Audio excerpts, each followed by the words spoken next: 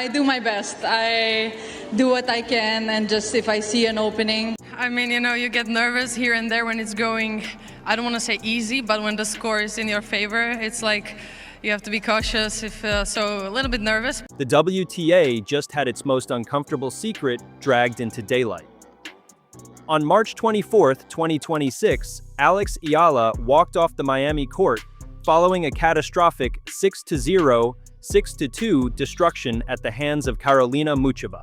60 minutes. That was all it took to unravel what the organization had spent months building around the Filipino star.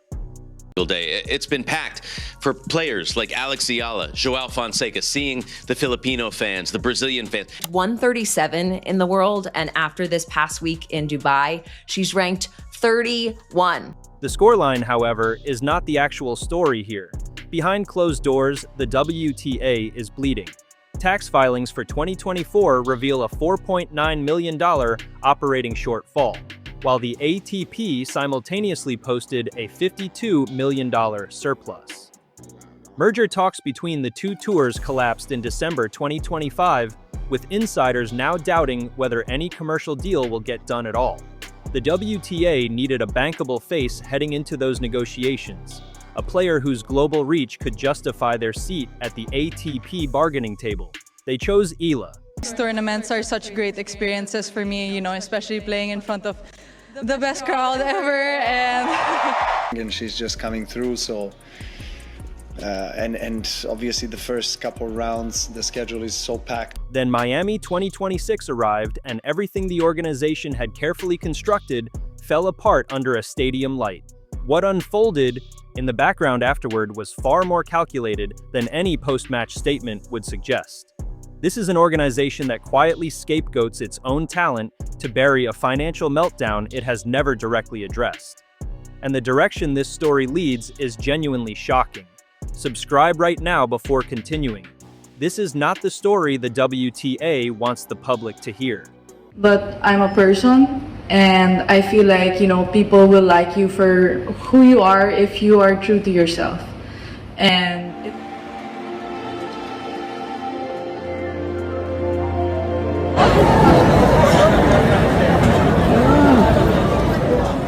Here is exactly what went down. To understand why Alex Eala became the center of this story, you need to understand the financial architecture the WTA has been quietly propping up for years, because it started cracking long before she ever stepped onto a hard court in Miami. The 2024 tax filings are among the most revealing documents the organization has produced in recent memory, and they paint a picture the press releases never would. The WTA reported total revenues of $142.6 million for that fiscal year. On the surface, that sounds like a functioning sports organization. The context destroys that impression immediately. ATP, their direct counterpart, generated $293 million in the same period, more than double that. And while the men's tour closed the year with a $52 million surplus, the WTA closed it with a $4.9 million shortfall. The organization spent more than it earned. Again, this was not a one-year anomaly. In 2023, the WTA operated at a $10.9 million deficit. The improvement to $4.9 million in 2024 was real, but it was partly manufactured, a direct result of the organization selling a 20% stake in its commercial arm, WTA Ventures, to private equity firm CVC Capital Partners for $150 million back in 2023. Strip that transaction out of the equation, and the underlying revenue picture looks considerably more fragile. The WTA's net assets only turned positive because of that sale. Without it, the books tell a darker story entirely. The Peng Shuai situation accelerated the damage in ways the organization has never fully quantified publicly. When the WTA announced the suspension of its entire China swing in late 2021 in response to concerns about Peng's welfare, it sacrificed some of its most financially lucrative events on the calendar. Those tournaments represented a significant portion of licensing revenue. The boycott lasted years. The financial hole it created did not close when China returned to the schedule. By late 2025, the WTA had identified its clearest path to financial stability: a commercial merger with the ATP that would allow both tours to sell media rights, sponsorships, and broadcast packages as a single unified product. The logic was straightforward. Buyers who wanted men's tennis would have to purchase women's tennis alongside it. Combined, the commercial value of the sport rises. The WTA's leverage in sponsorship negotiations improves dramatically. WTA CEO Portia Archer addressed the concept directly on CNBC Sport, framing it as the obvious direction for the sport. Former U.S. Open director Stacey Alister, speaking at a Columbia University Sports Business Conference, went further, describing the two tours as being on the doorstep of signing a commercial agreement. The language being used inside tennis circles suggested a done deal was weeks away. It never arrived. By December 2025, ATP and WTA representatives issued a joint statement to Front Office Sports confirming that no agreement had been reached and that conversations would continue into 2026. The careful diplomatic wording of that statement barely concealed what sources within the sport were saying more directly: that the deal had stalled, that skepticism was growing about whether it would ever close, and that the fundamental disagreement was about money, specifically how to divide it. The ATP's position reflected its financial dominance. With revenues more than double the WTA's, the men's tour entered negotiations believing its leverage was absolute. Early discussions, according to multiple sources, centered on a proposed revenue split of 80-20 in the ATP's favor. The WTA rejected that framing. They argued that combined events, Grand Slams, WTA 1000, and ATP Masters 1000 tournaments held simultaneously, derive their commercial value from both tours being present. Remove the women's draw from the US Open or Miami, and the product loses something fundamental.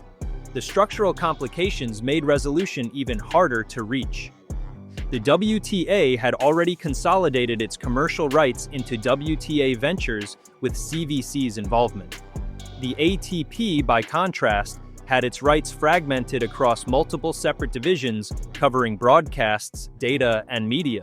Building a single commercial entity out of those two very different structures was going to require months of legal and financial engineering, even after both sides agreed in principle. And they hadn't yet agreed in principle. New WTA chair Valerie Camillo, who stepped into the role in late October 2025, inherited these stalled talks immediately. Sources close to the organization denied that her arrival contributed to the breakdown, but the timing was noted by insiders on both sides of the negotiation.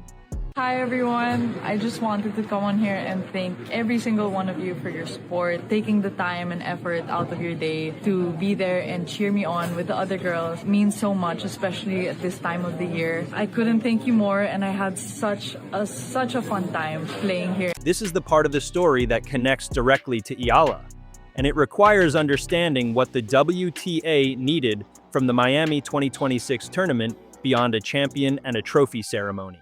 Of course, the atmosphere in each tournament has been amazing, and it's been a different start this year than any other year I've ever had. So Alex Eala advances to the Dubai WTA 1000 quarterfinals. Sheila Salaysay has that story. The Sunshine Double, Indian Wells followed by Miami, represents the most commercially visible stretch of the WTA calendar outside of the Grand Slams. The combined event format at Hard Rock Stadium puts women's tennis in front of its largest American audience of the year. Television numbers, streaming figures, ticket sales, and social media traction from this two-week window carry real weight in the commercial conversations the WTA was trying to restart with the ATP. Eala from the Philippines could be the next big thing in pro tennis. This was a massive spot to be in for such a young talent, to have a sold-out crowd completely behind. To do well on the WTA tour, I'm super proud of what I was able to accomplish, but the end goal is to win Slam. The organization needed a story, not just a result, a narrative with international reach that demonstrated women's tennis could generate the kind of engagement that forces broadcasters and sponsors to take notice. The 2025 Miami tournament had delivered exactly that. and the player responsible for it was Alex Eala. Her 2025 semifinal run at this event had been the breakout moment that redefined her career entirely. She entered the WTA Top 100 off that performance, earned her first Grand Slam main draw appearances, and became the first Filipino player to crack the top 30, reaching world number 29 as recently as March 16, 2026.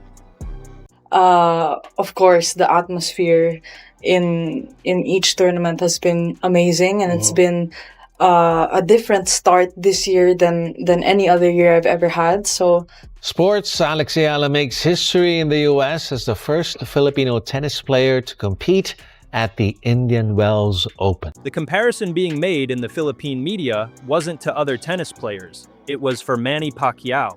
That is the scale of her cultural footprint in a country of over 100 million people.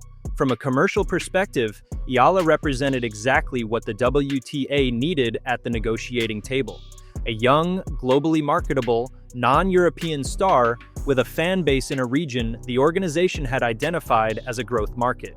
She was the answer to the ATP's revenue, dominance argument, proof that women's tennis was cultivating the next generation of icons. The WTA promoted her accordingly. Seeded 31st at Miami 2026, she was positioned as the tournament's human interest story from the moment the draw was released. Yeah, so back to your question, I really didn't want to win this way, but this is still a really big moment for me to be able to play on Stadium 1 of Indian Wells and against such a great competitor. I'm really grateful to be here and I'm super happy. Yeah. Really happy to advance to the next round. Obviously, it's not in the way I wanted it to end. Julie, maybe they could schedule him on a bigger court, yes, but again, she's so young and she's just coming through. Eala's early rounds offered enough to sustain the narrative. She beat Laura Siegemund in 3 sets despite a controversial first set loss and a mid-match dispute about time violations at the service line. She followed that with a composed straight sets win over Magdalena. The storyline was building exactly as needed. Then came Karolina Muchova. What unfolded on March 24th was not a competitive tennis match. Muchova won 80% of her first serve points. Eala won 39% of hers. Muchova converted 64% of first serve return points against her opponent's 20%. The Czech player broke Eala in the opening game and never relinquished control. The only moments of genuine resistance came in the 5th and 7th games of the second set when Eala finally held serve twice. By then the scoreline read 6-0 and the outcome was a formality. Final result, 6-0, 6-2, duration 60 minutes. Brad Gilbert, who has coached Andre Agassi and Coco Gauff, among others, across a career spanning 4 decades, was watching. His public assessment was immediate and unsparing. Eala needed to dramatically improve her serve. At the time of his comment, she had won between 36 to 39% of her first serve points in the match. Her 0-12 record against Czech opposition, confirmed across her career heading into the contest, extended to 0-13. The loss cost her 270 ranking points. She dropped from world number 29 to approximately number 45 by the following Monday's official update. The commercial story the WTA had built around her Miami campaign was over in an hour. If Eala, can keep doing well with her tennis, who knows? The sky's the limit on the court, off the court. And then we have a big challenger after this in... Is she the biggest draw in women's tennis right now? All the emotions are coming because the tension was so high, especially during that second set. She's a great opponent, obviously being top 10 and a former champion here. So to be able to compete with her at this level is a great achievement for me. Losing to her in the 4th round of a WTA 1000 event is not a scandal. It is professional tennis. What followed the loss, however, reveals how the organization manages narrative failure in the context of its own institutional crisis. The post-match conversation that dominated public coverage focused almost exclusively on Eala's serve mechanics, her Czech curse, and her ranking drop. The framing positioned her exit as a personal developmental failure, a player who was exposed when the competition stepped up. That framing is convenient. It directs attention toward the player and away from the organization.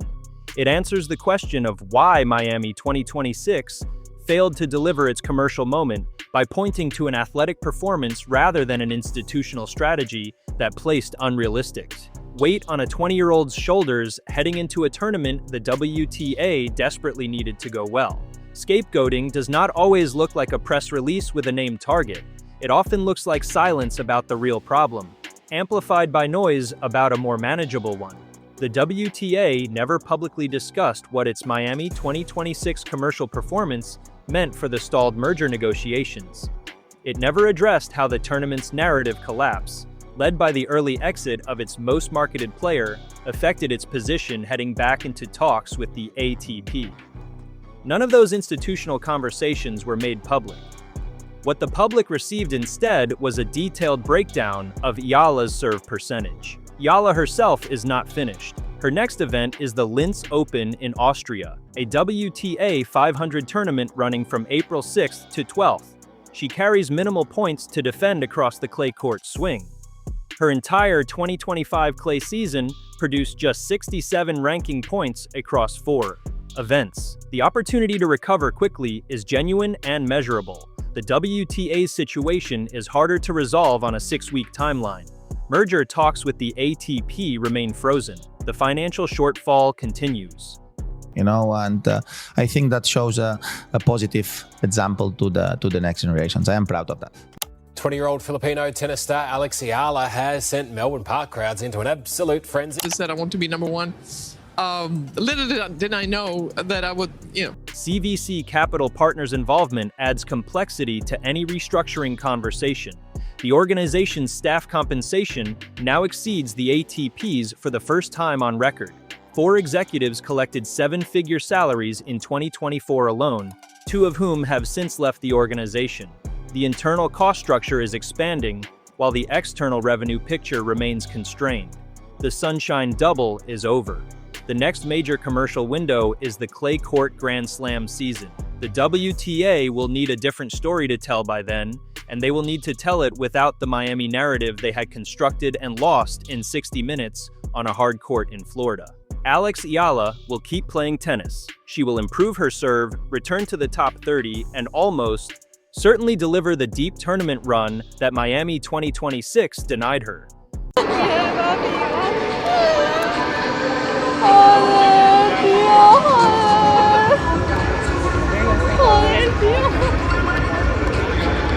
Well, she's being told X, Y, and Z, and I don't think. I told her before the match, I don't mind if you win or lose. Her trajectory across any honest, long-term assessment remains upward. The organization that quietly placed its commercial credibility on her shoulders, then redirected the conversation the moment she couldn't carry it, faces a fundamentally different kind of reckoning, one that no ranking update on a Monday morning can fix. If this video gave you something the mainstream tennis coverage didn't, subscribe to this channel right now and turn on notifications. Every week, this channel goes where the official narrative stops and the real tennis story begins. Drop your take in the comments below. Was Eala genuinely scapegoated, or is this simply how the business of professional sports works when the money runs out? The conversation starts there.